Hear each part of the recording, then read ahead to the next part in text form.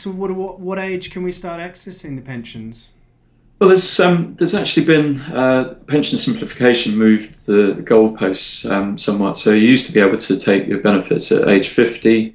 Now it's at age 55, and that really represents, sort of I think a realization on the part of HMRC, but also the population as a whole that because of changes in longevity, we can all expect to hopefully see a longer retirement.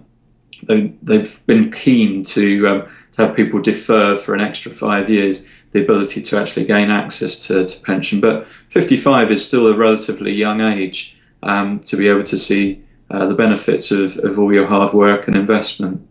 At 55, what you can do is you can draw out of a personal pension a quarter of the fund as tax-free cash, and then you can either buy an annuity, which is a relatively rigid income-producing vehicle that an insurer would provide for you, and that pays you a monthly or an annual income for the rest of your life.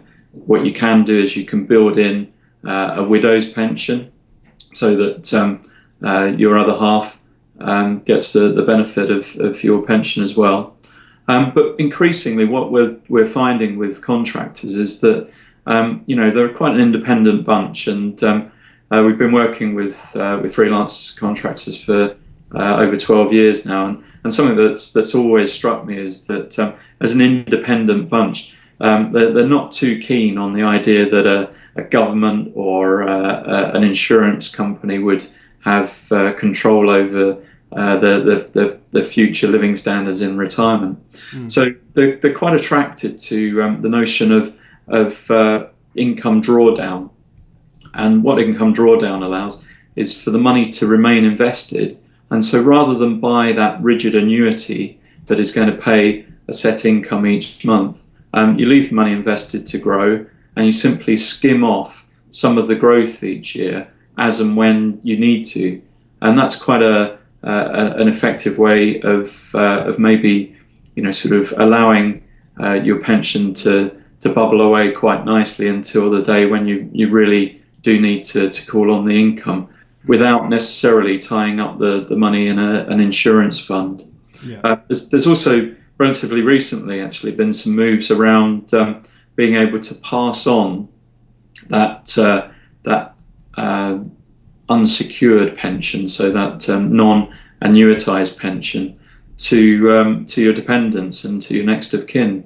So pensions actually, from being quite a dull and grey subject, and it's now the whole area is now becoming a little bit sexier in terms of estate planning and actually being able to have a lasting legacy of an individual's time contracting, because far too often I think pensions have been looked on as something that were great news for maybe a salesman that had set up the pension for you, great news for the insurance company, not tremendously good news for the individual. And I'm very happy to say that the tables have turned on that, and because of the greater flexibility as to how and when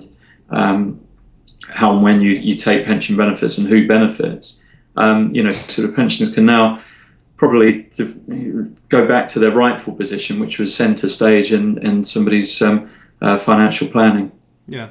Well, thank you very much for your time today. And if viewers wanted to get in touch with you to talk about pensions, what would be the best way?